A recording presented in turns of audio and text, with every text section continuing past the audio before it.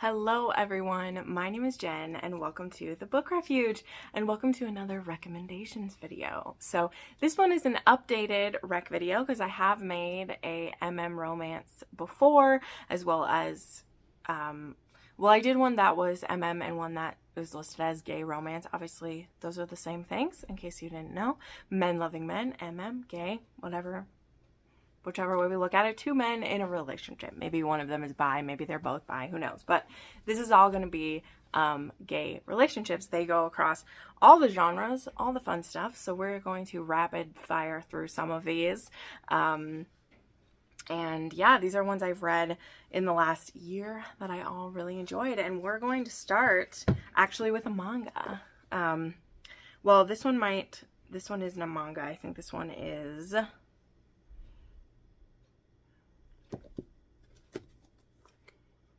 I always forget the different names for everything.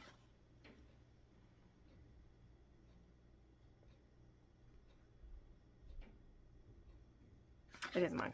We're going to start off with a manga that I have recently been enjoying, and it is called The Titan's Bride. It's going to be kind of shiny. This is one, this is the other. Look at how smexy this one is. Oh my gosh. I love this so much. This one is kind of a monster romance, kind of a little bit of like fantasy going in it too. But one of our heroes, his name is Koichi, sorry if I'm saying it wrong, and he's going to university to take his final exam, or from graduating from high school. Jeez, let me read the back here. He's taking his final exams to graduate from high school when he suddenly finds himself in the world of Titans. And not only is he no longer anywhere near home, but one of these giants, Prince Caius, has claimed him as his bride. So yeah, he's supposed to be the one, I think, to kind of like save this land, or is how it goes. And he definitely doesn't want to be there, but Caius is going to try to convince him, and some of that convincing has to do with a bit of sexual convincing as well. And now Koichi has never been with a man before, let alone a man that is way too big. We'll say that. This one's definitely is a he's too big scenario, for real, because it's literally a Titan and a human. I can't show you an example of this because it would be very, very bad. But these are extremely spicy. They're extremely spicy, but I also love them. They have a lot of heart as well, because Caius just loves his little human that he wants to make his prince. And yeah, I love these, and I can't wait for more in the series because I loved it so much. Then I actually have two fan fictions that I want to recommend you. So the first one is Vodka and Therapy, and this one is a dreary fic. This one, Harry goes out with Dudley actually one night. They go to a muggle gay bar. Dudley isn't gay, but him and Harry are very close in this fanfic. They've become friends and close cousins again, and Harry has shared his, he's come out to Dudley, and Dudley wants to support his cousin, so he's like, I'll go to a gay bar with you. So they go to a muggle gay bar, and who should he run into there but Draco? And they end up having a one-night stand, and then Draco immediately has a lot of guilt about this, not only because he's afraid Harry will out him, but because he himself doesn't fully accept himself yet. He carries a lot of shame with it. He also knows if his father would find out that it would be extremely bad. And so hence we get into this kind of yo-yo on again off again relationship that we go into that is a lot. Like, it's pretty intense. And that made this book difficult in some parts to read because, both of them are dealing with mostly Draco, because Harry, he's really accepted himself. He thinks that his friends will accept him for this, but Draco is in a much tighter place because his father would literally torture him if he found out, and that does happen at one point, so definitely be prepared for that. As well as it is called Vodka and Therapy because one way that Draco self-soothes himself is with vodka, and at different points Harry is trying to convince him to go to therapy because Harry has went to therapy and it's helped him a lot be able to get through a lot of the struggles that he's been dealing with since the end of the war. So yeah, this one was like very painful. It was very much a hurt comfort, and it does have a toxic relationship for part of it because Draco will self-harm after some of his experiences with Harry because he hates himself so much for the feelings that he has. So, you know, we're having to deal with that. But the therapy does help, and we do work through a lot of it throughout the book. So it's really, really beautiful.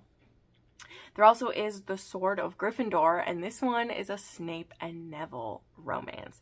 And this one sees us both being at Hogwarts, of course, and I think this one is like a 7th year one, like while Snape is kind of like undercover being the headmaster, and there starts a relationship between Neville and Snape, one that includes Snape calling Neville a good boy. There's some BDSM that happens between the two of them in this one, and it has kind of an alternative ending to the Harry Potter world. Of course it does, because it's showing Neville on the inside, you know, while Harry and Ron and Hermione are off trying to find Horcruxes and do that stuff. It shows Neville being at the school still, and him and the, you know, the rebels left there trying to keep everyone's spirits up. And yeah, so, but this one was really hot, and there was some really beautiful scenes between Neville and Snape in this one. I really, really enjoyed this one. Then I haven't made an MM video yet where I was able to talk about Lily Mayne, which is so cool. So Lily currently has, like, all of the stuff she's put out is MM, and she has a few different worlds. She does have a standalone that is a monster, like a horror monster romance, and then there is her folk series, which the 3rd book still isn't out yet, but there's Mortal Skin, and then there is the next one, which I need to read still. What's the next one? Forgotten Vows. It's actually on my TBR for this month. But this one is a fae romance, and a man who believes that he is human until he finds out that he's part fae, and then he gets drugged into the fae world, and he's supposed to live there and become fae, and he doesn't want to. And then, of course, we have her Monstrous series, which starts with Soul Eater, but I'm holding up Eden today because Eden's my favorite, my big purple kilted big dicked horned monster. This is a grumpy sunshine. He's the sunshine. The grump is actually this human soldier. And I just love these two together. I love them so much. But this whole series is MM monster romances. It's so good.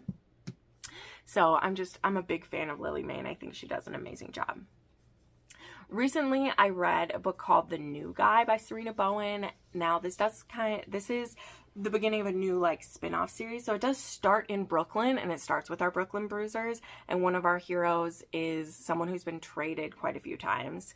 And the other is a recently single dad who is a sports trainer and athletic. He helps in that aspect. He does massages and training, personal trainer and stuff like that. And he has his daughter and his sister. They all live together, and he's gotten this new job, and he's out. He's a widower, but his husband had recently died, and his daughter that he has adopted is actually, it was a confusing thing. His husband was with a woman, and they were going to adopt a girl, and then she left him, and he was in the process of adopting this child, and he still wanted to have a child. And then he met the guy who's our hero, and he loved him, and so they raised this girl together. And then he died in a car accident, and now our young hero, who's a young father, he's only in his late 20s, he is a dad now. So that's really beautiful. And then, our other hero, he has kept his sexuality hidden for a long time because he had a bad experience with outing and then losing his position at a hockey team. And his father has always encouraged him to hide it because it could ruin his career. And so it's caused him to be very afraid of sharing how he really feels. And when these two are about to have a one-night stand and they're heading back to their apartment, they realize they both live in the same apartments, which are apartments that most of the hockey team lives at. Our one hero is like, I'm fucked. And sure enough, the next day at work, in comes striding the guy that he almost hooked up with, and now he's terrified that he's going to out him. And of course he's like, I would never out someone. I would never do that. But now we're in an awkward position because he got blown off by this guy, and now he's treating him like a pariah, and so we have complicated relationships. So this one was really beautiful. It's also very emotional, and it is going to be starting a new series by Serena Bowen with The Hockey Guys is what it's going to be called. So another book in that series is coming later this year. Then we have a very, very dark romance. This one is dark. And it is called The Corner by Avril Ashton. This one is a cartel boss and an assassin. And said assassin had killed the cartel boss's wife and attempted to kill him. And in fact, Daniel still bears scars of where he was almost garroted by Stavros. He eventually finds out who Stavros is and he takes him captive and he's going to torture and kill him for what he did to his wife.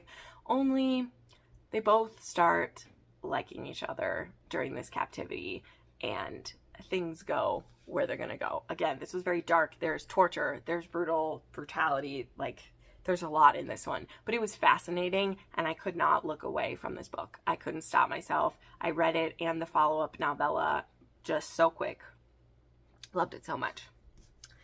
Then we have one other one that's like kind of dark, so we'll share this. Definitely not as dark at all as that one, but we of course have Mafia Target by Mila Finelli. This one is about Giulio and Alessio, and Alessio is also an assassin, and he at one time was supposed to assassinate Giulio's father, who's Fausto, who's the hero in the first two books in the series, but he failed at that, and we learn the reason why he failed when we start this book.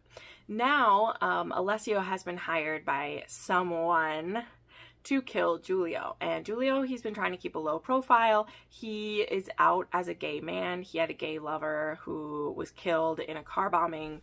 And so since then, he has been kind of like a traveling nomad while doing business, both for his father and for himself. He's really built up a name for himself while never staying in one place too long. And so this becomes kind of a cat and mouse game while Alessio is trying to get a beat on him so that he can take him out. But he's also so compelled by Giulio and so attracted to him that he's having a tough time doing his job. And so this all culminates when they end up on this small isle. I think they're in Scotland or someplace like that, where they're having this showdown and their feelings, their chemistry finally kind of like bubbles over. So highly recommend, love this. You could read this as a standalone if you want to, but I highly recommend you read the Kings of Italy series in order.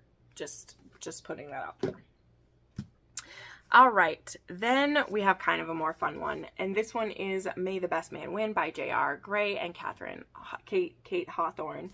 And this one is about Jasper Marshall and what's the other dude's name? Jasper and Lincoln, and their friends are friends. But they hate each other. One of them is a jock, and one of them is more of like the smart, clever guy. And when they are both, hold on, we'll read this. So Lincoln discovers that that Jasper has a submissive side when they have this incident in the kitchen where Jasper ends up going down on him, and now they have this crazy like sexy cat and mouse game that they play with each other, but they also hate each other, so it's also kind of like hate fucking at the same time, but it's fun. Like it's a good time, it's a fun time, and again, it's a bit of a lighter one, so it's not as like intense as some of the other ones that I've been recommending, because are they just gonna keep fucking whenever they meet each other, or is there gonna be something deeper that happens between the two of them? So gotta love that. And then we have one that this is a more like emotional one, and this one's pretty intense, by the way, too. So this is Broken Man by Lydia Michaels. This is a part of the McCullough Mountain series. Also, side note, Lydia has just released new covers for this whole series, which are absolutely beautiful, but I've spent the last year slowly collecting these books, and I was still missing one of them, and then she changed the covers, and I was like, oh my god, did this really need to happen to me? But anyway, this one is about Luke McCullough and Tristan, and Luke has had same-sex feelings for a while, but because of the small town and like the bigotry of this town that he lives in, he very much has hidden that about himself. And then we have Tristan, who moves to town, who's friends with Luke's brother, and so he's come to escape his past and start anew, and he actually came from being severely like beaten and abused for being gay, so he doesn't want to hide who he is or how he is, but he also is, you know, a little bit gun shy about getting involved with anyone. But before long, him and Luke are together, and they are in a secret relationship for a very long time. So if that's not something you want to read, I understand. It was at times traumatic for me to read, but because I had read the other books in the series and I knew like how things were going to play out for the two of them, I went into it with my eyes open, knowing that there would be parts of it that were very like hard for me to deal with.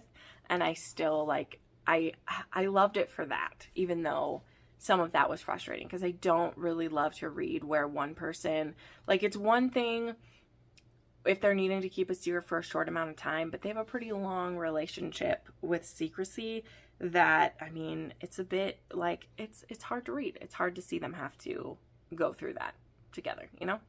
But still recommend, because I love her writing and it's very emotional and poignant. And some people do have to go through things like that. That's what I try to remember when I'm a bit more like frustrated by a romance, is that some people have actually lived that. And so there's beauty to be found in it no matter what. So there you go. Those are some romances that I've read in the last year and that I recommend to you. Let me know some of your favorites and check out the other video that I've made. That one had a lot more in it. I read a couple every month. They just work their way in there because I love reading all types of relationships.